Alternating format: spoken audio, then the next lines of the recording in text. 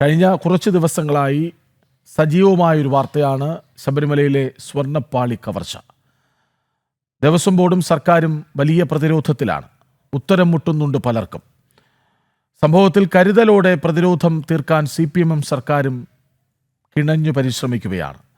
പ്രതികരണത്തിൽ ശ്രദ്ധ വേണമെന്ന പാർട്ടി നിർദ്ദേശം ചർച്ചകളിൽ പങ്കെടുക്കുന്നവർക്കടക്കം നൽകിയിട്ടുണ്ട്.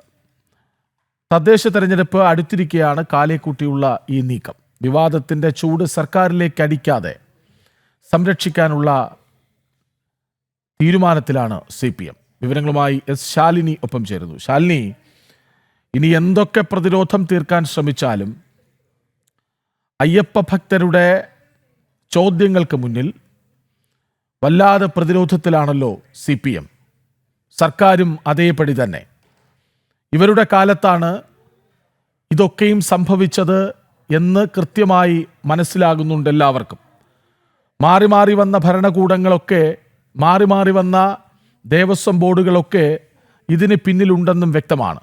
എന്തൊക്കെ വാർത്തകളാണ് പുറത്തു വരുന്നത്. അപ്പോഴാണ് പാളിപ്പോകുന്ന CPM-ന്റെ പ്രതിരോധ ശ്രമം, അല്ലേ?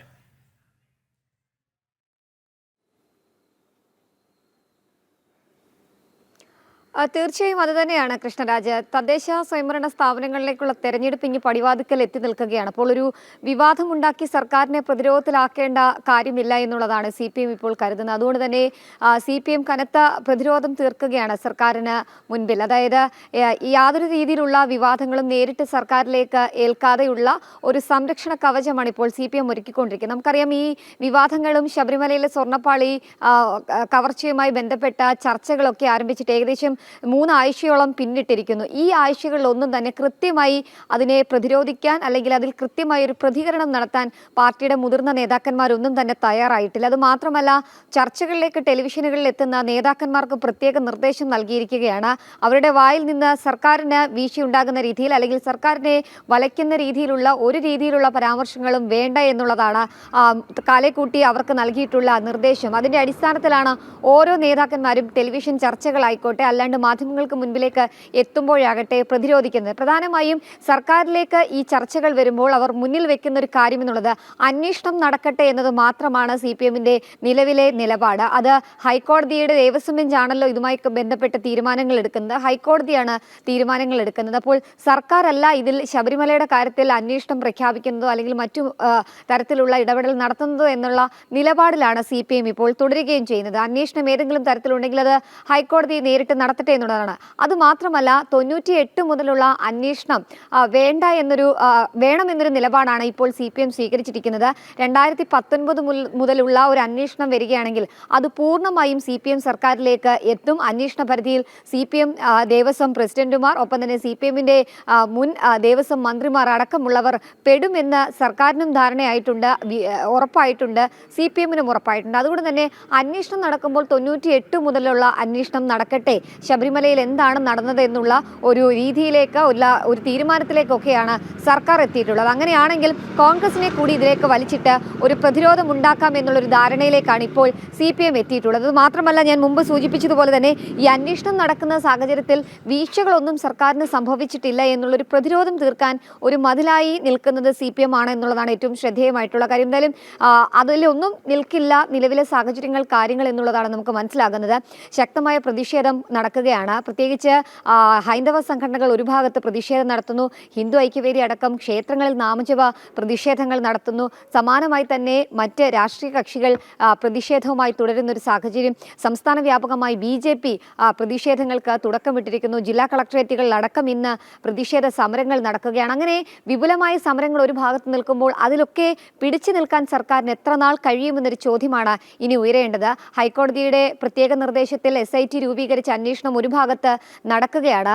ആ അന്വേഷണ പരിധിയിൽ 2019 മുതലുള്ള സർക്കാർ പെടുകയാണെങ്കിൽ അത് CPM-നെ സംബന്ധിച്ചിടത്തോളം, ഇടത് സർക്കാരിനെ സംബന്ധിച്ചിടത്തോളം കനത്ത തിരിച്ചടിയാകുമെന്നുള്ളതിൽ സംശയമില്ല. പ്രത്യേകിച്ച് ഈ തദ്ദേശ തെരഞ്ഞെടുപ്പിന് മുന്നോടിയായി കവചം തീർത്ത് സംരക്ഷണ വലയവുമൊക്കെ CPM ഒരുക്കുകയാണെങ്കിലും ആ വലയം പൊട്ടും എന്നുള്ളതിൽ സംശയമില്ല. CPM-ന് വലിയ രീതിയിലുള്ള തിരിച്ചടിക്കുള്ള സാധ്യതകളാണ് നിലവിലെ സാഹചര്യത്തിൽ സംസ്ഥാനത്തുള്ളത്. അതേസമയം തന്നെ ഒരു വാക്കിലോ അല്ലെങ്കിൽ ഒരു പ്രസ്താവനയിലോ കാര്യങ്ങൾ കൈവിട്ടു പോകാതിരിക്കാനുള്ള തടയാനുള്ള കാര്യമായ ഇടപെടൽ CPM-ന്റെ മുതിർന്ന നേതാക്കന്മാർ നടത്തുന്നുണ്ട്.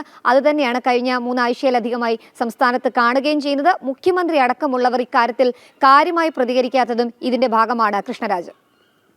ശാലിനി, പക്ഷേ ഈ 2019 മുതൽ ഇങ്ങോട്ട് മാറി മാറി വന്ന ദേവസ്വം ബോർഡുകൾ, ആ കാലയളവിലെ CPM-ന്റെ ഭരണം, ഇതൊക്കെ സമ്മതിക്കുന്നുമുണ്ടല്ലോ, സംഭവിച്ചിട്ടുണ്ട് എന്ന് സമ്മതിക്കുന്നുമുണ്ട്. കഴിഞ്ഞ ദിവസം മുഖ്യമന്ത്രി സഭയിൽ പറഞ്ഞത് എന്താണ്?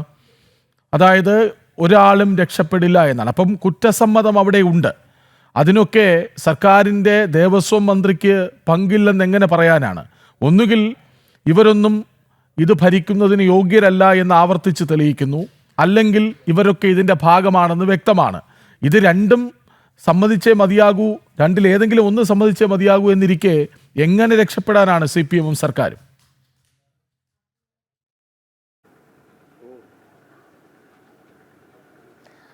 കൃഷ്ണരാജ്, തീർച്ചയായും അത് തന്നെയാണ്. കാരണം കഴിഞ്ഞ ദിവസങ്ങളിലൊക്കെ പ്രതികരിച്ച ദേവസ്വം മന്ത്രിമാർ, ദേവസ്വം പ്രസിഡന്റുമാർ അടക്കമുള്ളവരുടെ സെൽഫ് പോളുകളൊക്കെ നമ്മൾ കണ്ടതാണ്. അതായത് അവർ തന്നെ സമ്മതിക്കുന്നുണ്ട്, വീഴ്ചകൾ സംഭവിച്ചിട്ടുണ്ട്, തങ്ങളുടെ കാലത്തൊക്കെയാണ് ഇത് സംഭവിച്ചിട്ടുള്ളത് എന്നുള്ളത്. N. വാസു അടക്കമുള്ള മുൻ ദേവസ്വം കമ്മീഷണറും പ്രസിഡന്റും ഒക്കെ ആയിരുന്നുള്ള വാസുവിന്റെ വാക്കുകൾ തന്നെ അത് പ്രകടമാണ്. കാരണം ഒരു ഇമെയിൽ സന്ദേശം എത്തിയതും വിവാഹ ആവശ്യത്തിനായി ശബരിമലയിലെ സ്വർണം മാറ്റാനുള്ള അനുമതി തേടിയതും ഒക്കെ നമ്മൾ കണ്ടതാണ്. അതിന്റെ നടപടികൾ അദ്ദേഹം സ്വീകരിച്ചിരുന്നു എന്ന് N. വാസു തന്നെ മാധ്യമങ്ങൾക്ക് മുൻപിൽ സമ്മതിക്കുകയും ചെയ്തതാണ്. അങ്ങനെ ഒന്നല്ലെങ്കിൽ കൃഷ്ണരാജ് സൂചിപ്പിച്ചതുപോലെ തന്നെ ഇവർക്കിതൊന്നും ഭരിക്കാൻ അറിയില്ല, അല്ലെങ്കിൽ ഈ ബോർഡ് പ്രസിഡന്റ് സ്ഥാനത്തോ ദേവസ്വം മന്ത്രിമാരുടെ സ്ഥാനത്തോ ഇരിക്കാൻ CPM നേതാക്കന്മാർ യോഗ്യരല്ല എന്നുള്ളതിന്റെ തെളിവുകൾ പുറത്തു വരികയാണ്. ഇല്ലെങ്കിൽ ഉണ്ണികൃഷ്ണൻ പോറ്റി എന്ന് പറയുന്നത് ഒരു ദല്ലാൾ മാത്രമായി, അല്ലെങ്കിൽ ഒരു മീഡിയേറ്റർ മാത്രമായിരുന്നു, അതിന് പിന്നിൽ വലിയൊരു ശൃംഖല തന്നെ ഉണ്ടായിരുന്നു എന്നുള്ളത് തെളിയിക്കുകയും ചെയ്യുകയാണ്. എന്തായാലും പ്രതിരോധം ഒരു ഭാഗത്ത് തീർക്കുമ്പോൾ തന്നെ തെളിവുകളും രേഖകളും ഒക്കെ വലിയ രീതിയിൽ CPM-നെയും ഒപ്പം തന്നെ ഇടത് സർക്കാരിനെയും വലയ്ക്കുന്നുണ്ട്. 2019 മുതലുള്ള അന്വേഷണം നടത്തുകയാണെങ്കിലും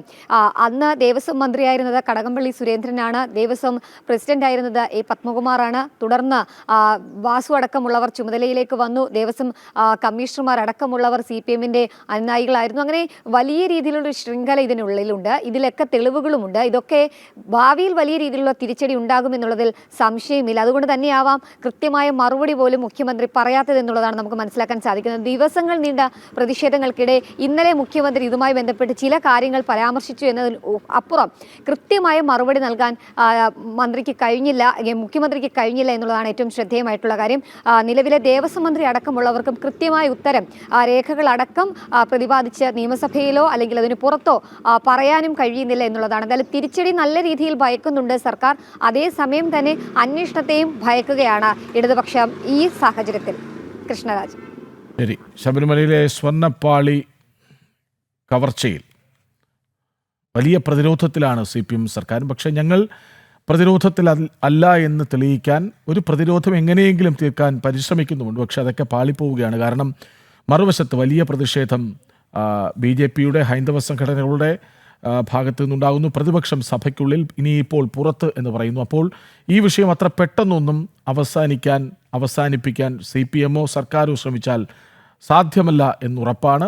തദ്ദേശ തെരഞ്ഞെടുപ്പ് അടുത്തിരിക്കെ പ്രതികരിക്കേണ്ടതില്ല എന്ന് നേതാക്കൾക്ക് നിർദ്ദേശം നൽകിയതുകൊണ്ടോ അതിനെ പ്രതിരോധിക്കാൻ ശ്രമിച്ചതുകൊണ്ടോ ഒരു കാര്യവുമില്ല എന്ന് വ്യക്തമാണ്. വിവരങ്ങൾ നൽകുകയായിരുന്നു S. ശാലിനി.